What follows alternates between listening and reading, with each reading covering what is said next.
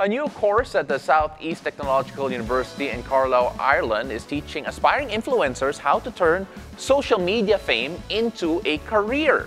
Now, the 4-year degree in content creation and social media grew from the success of a summer course that saw overwhelming demand. Students learned to monetize platforms like Instagram, TikTok, and YouTube, following in the footsteps of some stars who earn big from brand partnerships. With influencer culture booming, this program is shaping the next generation of digital entrepreneurs. Now, obviously, with all of that, we had to call in an expert, someone who does content creation for fun, but actually manages content creators as well. So, joining us today, Trixie Bugia, thank you very much for joining us. Thank you so much for having me here. Good morning. All right, so let's start off first with the fact that, okay, we were talking a while ago, you make content creation for fun, that's your thing, you experiment, that's your little lab, but you also handle young content creators in this field. Yes. We saw that there's now a course on content creation. First of all, your thoughts on that, Muna? I would actually take that course. Really? I do want to know like what they teach there because I mean, I was telling Paolo earlier that I took up advertising in university, and what I learned there was very traditional. And then when I started my work, everything that I learned was all digital. So I was like, oh, where's the commercial stuff? Where is the writing for radio ads? That wasn't there. So when I started my career, which is like more than a decade ago, there were already like bloggers. The word influencer wasn't even coined yet. So I was working a lot with bloggers, and then it started there. So I grew up with the industry, and it has changed since then. And I think they just started offering courses around 2014, 2015. But now I'm surprised that it's actually a full-blown degree. Yeah. Oh, so we already have courses here in the Philippines. Yeah, so there are like certifications, like certificate courses that you can take. It's mostly for digital marketing. So the content creation side of it is just like a part of that certificate course. But now I think they are focusing on a full degree because of the potential for it to be an actual career for some. Yeah.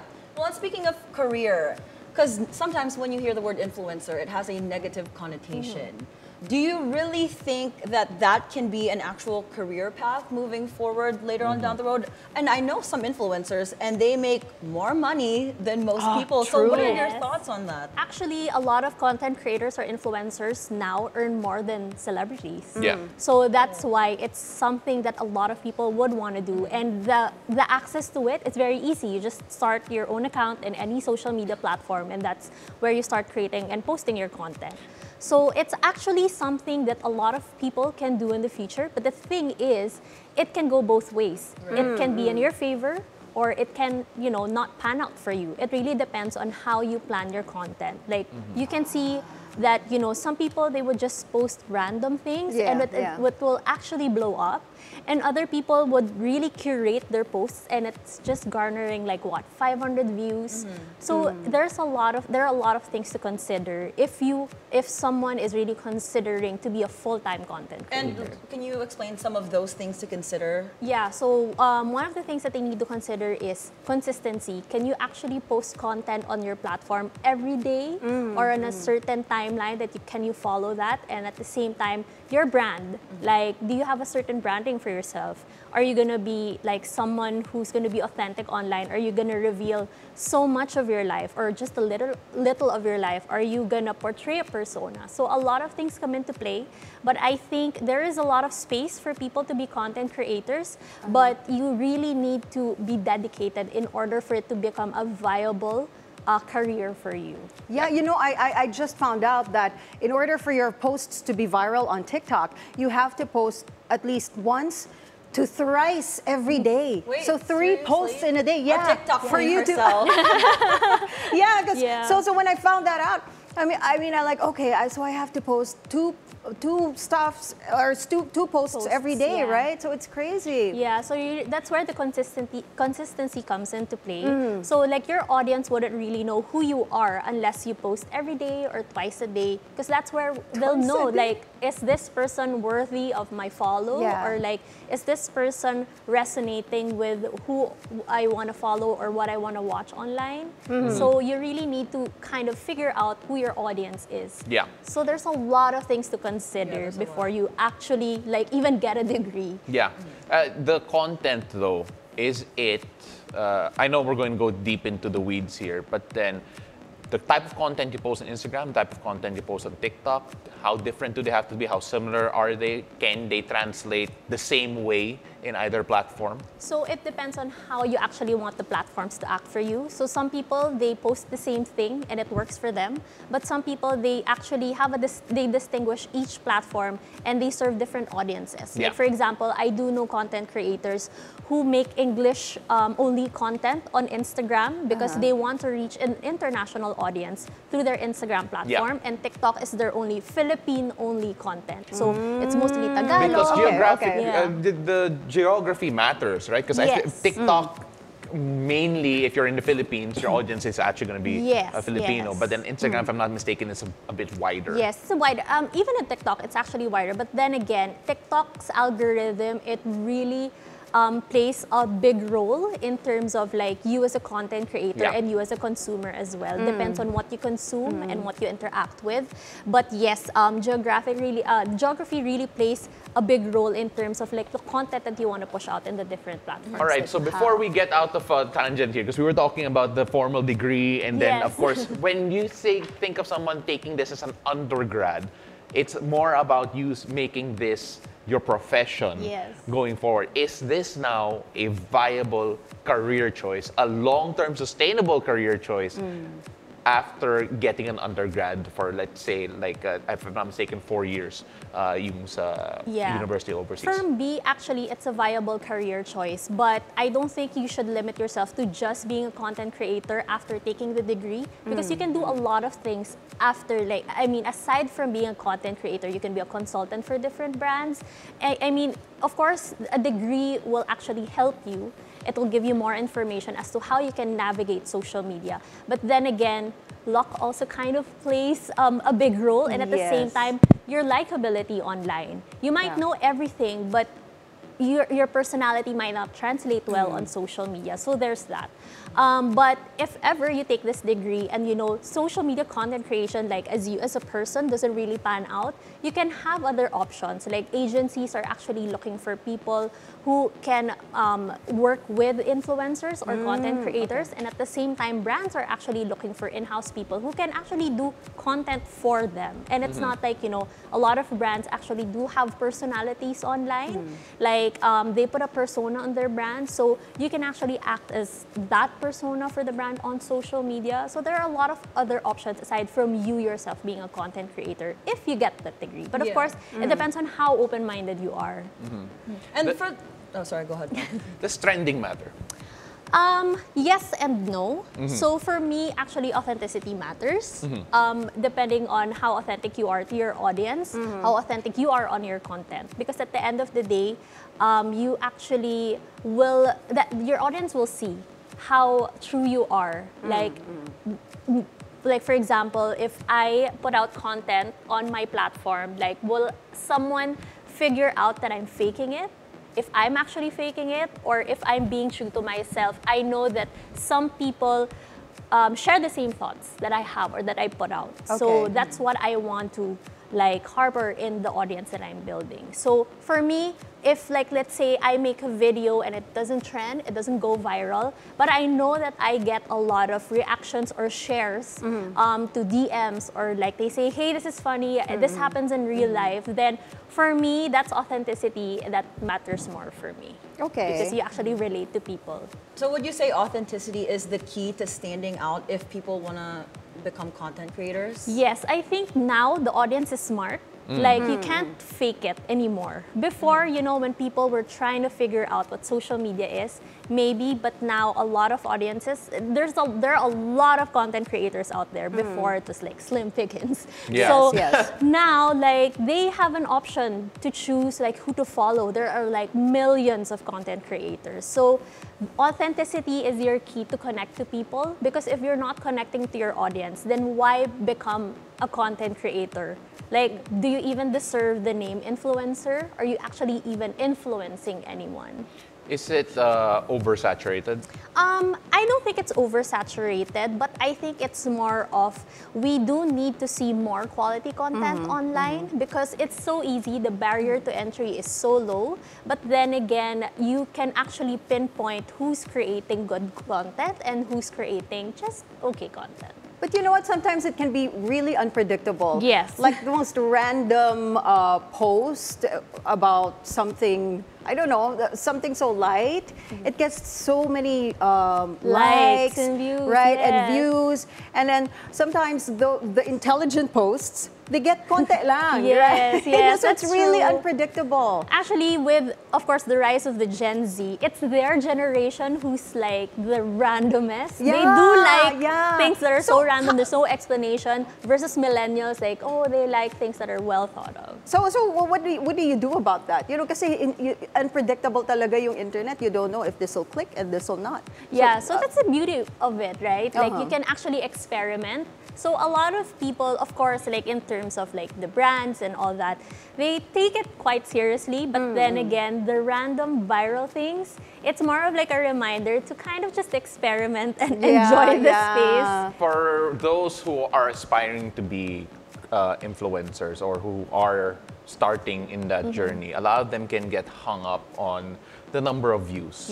which is understandable. Yeah. If looking from a brand perspective, though, since you do work with both brands and influencers, are those still the metrics? 'Cause that's the first number you see when you see their posts. Is that something that really is considered, or is it really the engagement or the tone, or I don't know what is considered? So the good thing now is that before, brands are very, very adamant that, okay, you need to have a certain number of followers. But now brands are actually looking at engagement. So let's say if you have like 5,000 followers, but you get at least like 20% of your following engaging in your posts. Like each post, they do share, they comment. That's something that they look into, and at the same time, they see like the quality of the comments that you get.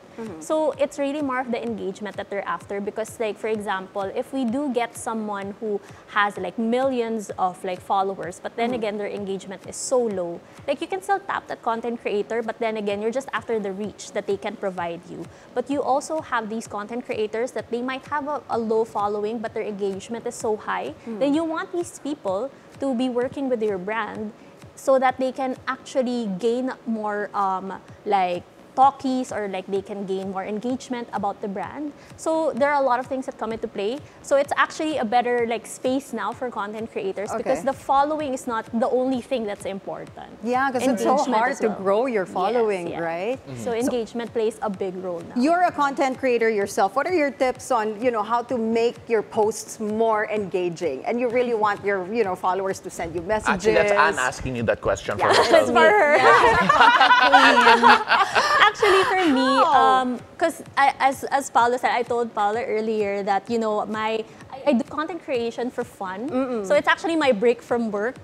But I do plan out my content. So I write this long list on my phone. Like when an idea pops up, it goes directly on that list. And then I kind of like think about it for a while, like if it makes sense, or sometimes I check the idea with friends. Like, does this make sense? Do you resonate with it? Or is this funny? So that's how I actually try to make engaging videos. But sometimes it's just the randomest idea that I think of, and like shoot it and put it out there. So I think it's really more of just putting more content out there and see what works and what's not. Trixie, and what doesn't. We learned so much. Anne is going to bring you home. Have a long car ride, get stuck in traffic. You're going to be my new best friend, Trixie. Yeah, and we really appreciate you being here. And of course, we hope to have you on sometime again soon to learn more about all this. Thank you. I'm going to follow you all and see the content that you guys God. make. Our friendship will be defined by social media. Right now. Now I really need Trixie's help, so we'll talk after the show. Well, I hope you guys learned a little something, but we've also got more in store for you, because after the break, a farmer is out to prove that apples can indeed thrive in the Philippines. That conversation is up next. It's a beautiful day. We'll be right back.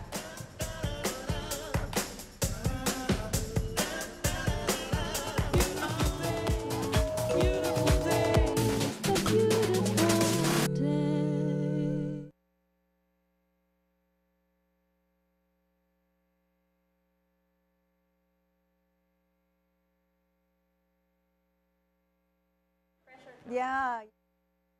And all that, like. No, kasi influencer mental health is terrible. It's Actually horrible. Yeah, I do know like influencers who really take like 6 month breaks. for social. No, kasi Why? it's because people think that they have to post all the time. And Eh, because kasi of that, nga, in order for your posts to be viral, you have to post though that's not every day. necessarily true. Floyd. Yes and no, but Yeah. Floyd. Floyd. part is really more of making their life Ay, so great. narinig mo ako sa control room. Ang bilis. Yeah.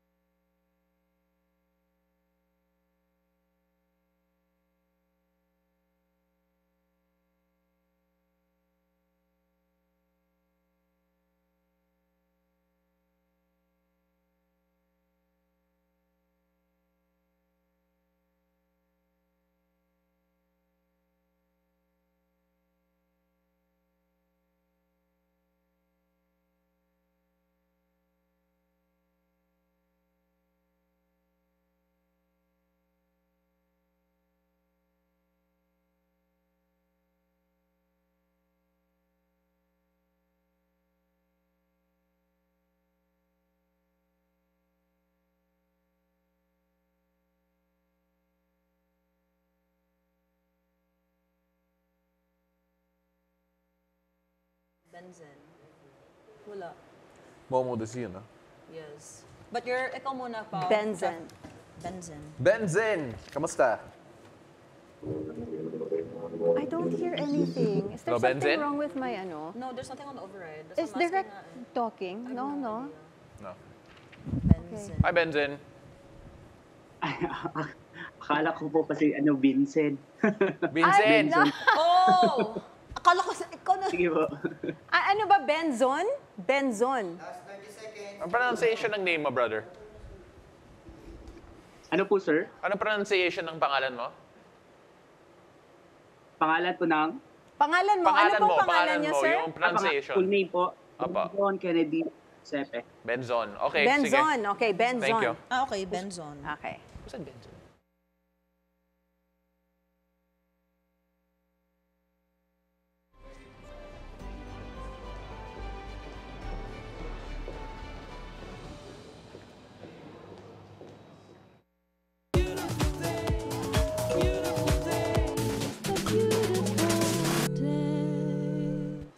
Welcome back. You're still watching It's a Beautiful Day. Let's check out the traffic. And on our road check at this hour, let's take a look at EDSA Orense over near Makati. Of course, on the left side, vehicles are going to Makati, while on the right, vehicles are headed to Shaw Boulevard. Traffic going to Makati has slowed down to a crawl, so do watch out for that, while it is still looking good going northbound. Now let's move on over to the Commonwealth Avenue in Quezon City. Let's take a look at the situation there. On the left, vehicles going to Sandigan Bayan, a bit more free-flowing. On the right side, vehicles headed to QC Memorial Circle.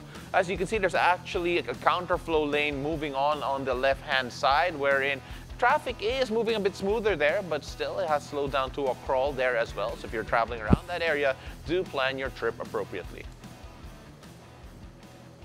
Now, Mount Fuji, Japan's iconic peak, is breaking records this October, remaining snow-free longer than ever before. Normally, snow starts to form by early October, but this year, the mountain summit stayed bare due to unusually warm temperatures.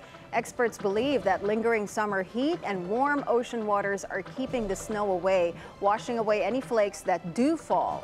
It's the longest stretch without snow in over 130 years, marking a new milestone for the majestic mountain. This is climate change. Yeah. Yeah, Yes. for people that don't believe climate change is This a is it, thing, you're it's seeing it. real. Yeah. I mean, not just the snow in Mount Fuji, but everything happening in the Yeah, world. the The floods in floods in Valencia, Spain, yes. everything. I mean, Grabe. you just take a look at what we're experiencing here in the country. We're seeing more typhoons coming in. The Yes. intensity is Right. a bit stronger. There are areas in the country kung saan typically wala talagang flooding doon, and all of a sudden bumabaha Right. doon. Yeah, They're not ready yeah. for the situation. So yeah, climate change is real, and there are people who are trying to make efforts to go green do better. Net zero carbon is very hard to do, but then minimizing the carbon emissions, I think, would go a long way. I mean, do you think what those people are doing are enough to help? I don't think it's enough yet. But then, you know, the efforts just have to keep on growing. I mean, like we're seeing a lot of things from the Philippines starting to adopt more electric vehicles, more legislation with regards to EV, more green energy efforts happening as well. I mean, will it change overnight? Probably not. Right, it's going to be a while, but I hope something changes, because it was crazy when I went to Japan, I think last month. Normally we go every year at the same time, and normally it's cool, that's why we go. But this year, it was hot. Yeah, dapat nag-Baguio ka na lang, no? Actually, it would have been cooler in Baguio. Baguio, Japan. All these weather phenomenon.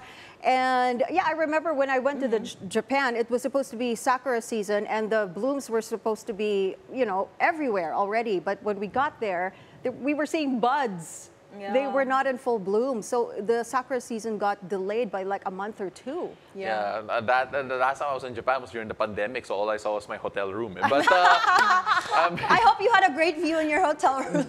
No, really, actually, but no.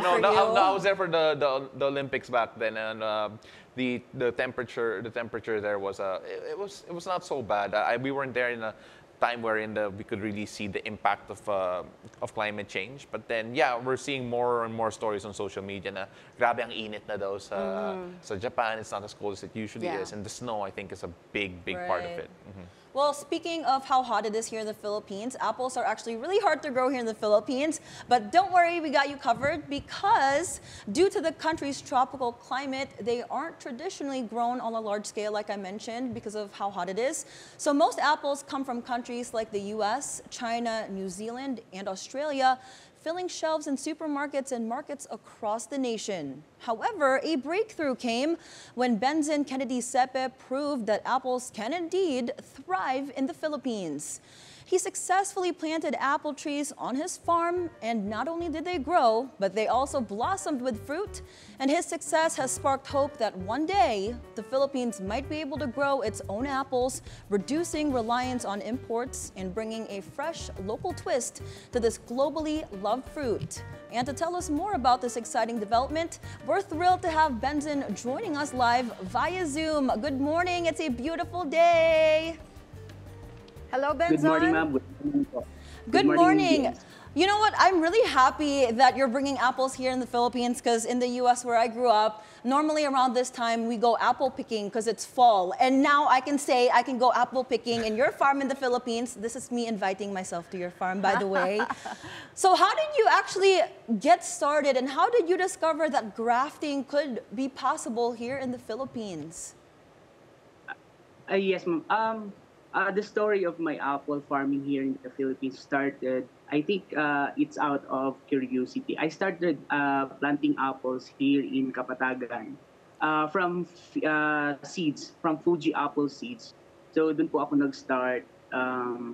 Maybe way back 2013, I started apple growing here from seeds. And then eventually, namunga po siya after 5 years. So that time, I was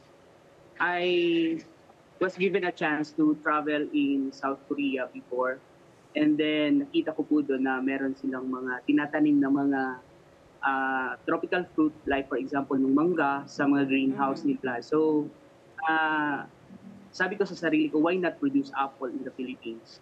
So pagbalik ko po dito, meron na po akong 1-year-old na apple doon dito sa area, grown from seed. Yan po nakikita sa video, yan po yung pinakauna. So sabi ko, why not po pag-8? So 2018, nag-start po siyang mamunga until nakapag-harvest na rin po ako noon. And then sabi ko, i-mass propagate ko na po itong mga apples ko dito sa Kapatagan. Until such time, from 540 square meter, I have around with 30 apple trees ngayon, meron akong 2 farm extension, which is around mga nasa 500 apple trees na po yung nakitanim ko. Wow! Benson, what are the challenges? Kasi iba yung climate natin here in the Philippines, right? So what were the main challenges that you faced in using grafting to cultivate apples here in the country? Yes, so far sa Philippines naman po, even those fruits na mga tropical are producing through grafting na rin po. Like for example, yung mga durian. So hindi na po ba Pilipinas ang grafting. So sa Philippines kasi, ang isa sa pinaka-challenge ko is there's no study about apples na makikita natin sa internet. So wala po tayong pagbabasihan na about propagation ng apple. So it's a self-learning lang po talaga, and then nag-start po akong mag-scan sa mga internet about growing apples in the tropical areas, and tapos nakita ko po sa bandang Africa, sa Kenya, na they are producing apples, and meron na rin po silang sariling variety. It was called Wambugo apple. So it is tested for tropical countries, like for example dito sa Philippines. Sa Kenya nga, mas mainit pa yata sila, and then they are producing apples na. And ang produce nila is na import na, ini-export na nila sa Europe, something like that. So, sabi ko, why not produce here in the Philippines? Mas maganda yung climate natin dito. Dito ako sa may bandang Mount Apo, which is, I think, suitable din po siya for apple growing kasi medyo may kalamigan compare po siya sa ibang lugar dito sa Pilipinas. By which naman po very challenging kasi yung apple is need niya ng at least 7 to 12 degrees na temperature is dito sa Pilipinas, even sa area ko po na medyo mataas na, so hindi po umaabot ng ganun kababa yung temperature. So it is quite challenging sa pagtatanim ng apple, but yet ang apple kasi is a tree, so kung saan po siya nakatanim, parang nag-a-adjust rin po yung mga apples kung saan sila. Like for example, ay tatanim natin sila sa tropical, so nag-a-adjust po sila. Munga. So sa grafting naman po, yung mga existing mga varieties po dito, like for example yung from Fuji apple seeds na namumunga, na kinukunan ko po siya ng mga sayon, tapos nagpapatubo ako pa rin po ako ng mga seeds or yung markot, tapos kinakabit ko po doon sa sa rootstock. So hindi na po bago sa Pilipinas ang grafting. So nagpa-practice na rin po tayo doon sa mga tropical area, sa tropical fruit I mean. Benson, we're running out of time in just a bit, but then before we let you go, syempre we want to know more about yung future plans mo with regards sa yung orchards mo. May demand ba para sa local apples? May kaibahan ba in terms of yung lasa? And of course, what do you want to do to expand this and let people know na, may local tayo na apples dito sa Pilipinas? Yes po, sir. Yan din po yung isa sa mga problema. Kasi more on imports, millions of dollars are being imported for fruits dito sa Pilipinas. So wala tayong player na kumbaga walang sarili nating produce, like for example sa mga mansanas, oranges, so halos lahat po mga import, by which pwede naman tayong mag-produce dito sa Pilipinas. So nakatoka lang po kasi tayo into mga typical crops natin. So hindi natin alam na pwede rin po pala tayong divert into other crops na pwede, halos lahat po ng fruit, tropical and nasa temperate areas ay kaya pong mabuhay and mamunga dito sa ating area. By which, meron din po akong plums, cherries, pears, and other temperate fruit na tinatanim na rin po dito and producing. So, dun po sasabi ni Sir sa market, nung namunga po yung mga apples ko dito, I was being asked by a vendor in Divisoria, I think. So, gusto niya mag-order ng 8 packs Chesty, kaso wala pa ako ganun kadaming produce. So, the apples here are parang pang tourist, and then for fruit picking. So, yun na muna. So, ngayon kasi na meron na tayong 2 farm na eventually magiging at least man lang dito sa area po sa city of Digos is makaproduce po ako ng locally grown na apples from Kapatagan. And eventually baka kung papalarin is makakaabot po ng Luzon and other parts of Philippines po yung fruit natin. Now, Benson, before we go, I'm so curious, how does the apple you've grown taste like? Because you mentioned that it's Fuji. It's a Fuji variety. So is it similar to the Fuji apple, or is it, I don't know, what does it taste like? Yung fruit ko po dito ma'am was tested by bricks doon sa school namin. So it was being test sa sugar level niya. So eventually lumabas, mas mataas po yung sugar level. Mas matamis po yun ng apple na produce dito, by which umabot po yata ng 17.5 yung bricks ng apple dito sa Kapatagan. At ang pinakamataas or pinaka-excellent na bricks ng apple is 18. So parang 0.5 na lang aabot na tayo sa excellent na ano. Tapos tinest po namin, kinumpare namin sa mga apple Fuji na nasa market from, I think from China. So mas mataas po talaga yung sugar level or yung tamis ng apple dito. Well, that sounds delicious. I can't wait to try. In other words, Benzon, magpadala ka daw. Oo. We would love to taste I those love apples, Yeah. so I'm so excited. Kasi ang apples talaga, they choose no, kung ano yung pinaka-sweet, right? So Benzon, thank you so much for joining us today. Benzon Kennedy Sepe, ladies and gentlemen. Now, looking to plan your vacation leaves next year, we have got you covered. We will help you plot out your 2025 calendar as early as now after the break. It's a beautiful day. We'll be right back.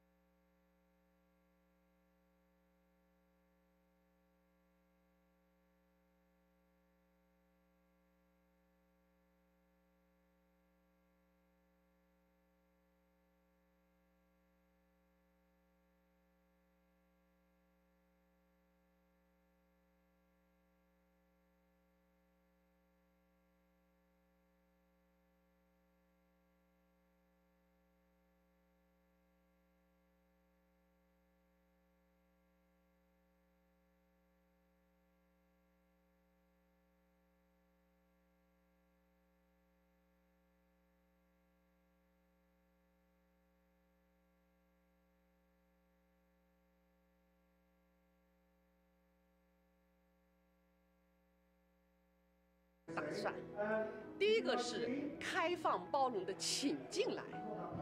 我们今年呢有一系列的重大安排，比方说我们将成功的举办1年1度的国际陶瓷博览会，我们还将举办陶瓷艺术的双年展。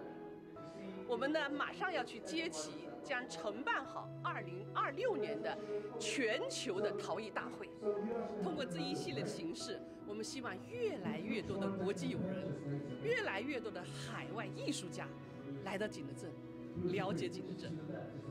我们把陶瓷官方旗舰店将开向世界各地。这次到英国，我们也将入户一个景德镇陶瓷官方旗舰店。It was really beautiful. I feel very honored to be invited to such a beautiful performance, and I think it's a great way to kind of create a link and a bridge between countries and cultures, such as UK and Chinese culture, especially in such a special moment, such as Mid-Autumn Festival. I hope to go maybe next year. I'd really love to go, and I'm very passionate about discovering, learning more about Chinese ceramics. I think it's a beautiful part of the culture and history of China.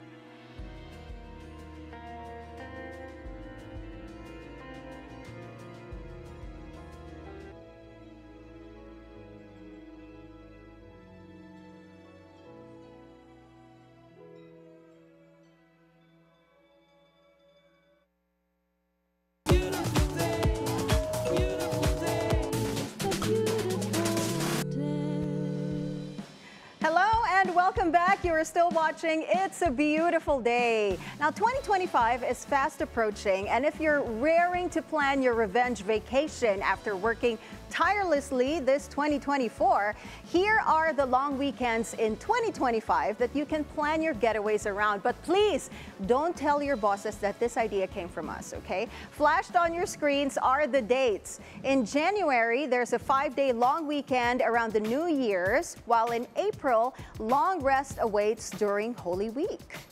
Meanwhile, in May, there is an opportunity to file a leave after Labor Day to enjoy a 4-day off. Wow. The same is true for June, where you can file a leave on Friday the 13th after Independence Day.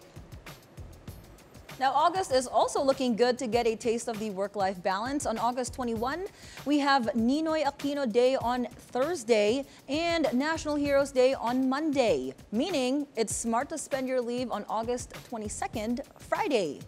Now, in November, you've got the long weekend of All Saints Day as well as Bonifacio Day. December is the season to be jolly as per usual. First on the weekend is the Feast of the Immaculate Conception of Mary on the 8th. And of course, back-to-back holidays around Christmas and New Year's season. So knock yourself out. Plan your holidays smartly, get the most with your time, and have a beautiful and restful break. Now, speaking of making plans, here's an interesting question that boggled generations and maybe even upended some supposed love stories. Who should pay on the first date? Okay, sinong babayad muna? Is it the guy or the girl, the one who asked the other one out, or simply split the bill? This is very opinionated, so I think it's a per basis question, but if depends if it's a good date. Wait. So when you say depends on a good date, so if your date goes badly, pow, you'll make the girl pay? No. Okay, wait. Oh, yeah. So you will. Kasi joke lang yun. Okay? So are you sure? Kasi you got caught on air. No. I think personally, history would say that I normally pay for the first date. I hope so. But then kasi I guess it's because I'm the one asking rin eh. Typically, I ask, but then how about you girls? What I'm do you very think? old school. I like the guy paying the first date. First date, like obviously, eventually now, like whoever lang. Like I don't think the guy should be paying every time because kawawa naman the guy. So and the sugar daddy mo. We're talking about that's a different. We're talking about first dates. So lalo na here in the Philippines, very old-fashioned, very conservative. So normally the guys would pay for the first dates. But what if the girl asks the guy out or asks the partner out rather? Well, maybe if it's the girl asking, then maybe you will pay. I always offer naman. Yeah, but you have to offer, right? I always offer. I'd be like, hey, do you want to split the bill? And obviously, they'd be like, no, I got you. Thank you so much. Hindi, wala na gano'n. Lalabas na natin yung wallet, get her wallet. Like, you want to split the bill? My empty wallet, wala palang color. Grabe. Oh, no, but then, I think it also still depends on possibly whoever asks the person out. Yeah. And especially if they invite the person to a certain place and say baka above the budget of the other person. Yeah, I think that those are things that you have to consider also. Yeah, times are changing. Yeah, that's girls true. are more prone to paying now, I think, with everything happening, which I don't mind. Yeah. But if you ask me if I go out on a first date, I want the guy to pay. I think it depends. I think it really depends. I get your point. I get your points, but I think it really... Well, we're super divided. So if you guys are watching right now on Facebook and YouTube, let us know in the comments. You have our social media handles, I think, on the screens earlier. Let us know what you think. Should the guy or girl pay on the first date? Tag us. No violent reactions, please. We will read it after the show. I really think I'll get haters after that. But... We'll see. But ladies and gentlemen, thank you very much for joining us this Wednesday morning, November the 6th. Ako po si Paolo Del Rosario. Thank you very much for joining us here today. And I am Ann Asis Carrillo, sending love and good vibes your way. And I'm Monique Tuzon. Stay safe, and we hope you have a good start to your day. Don't forget to join us tomorrow, 7 a.m. only here on It's a Beautiful Day.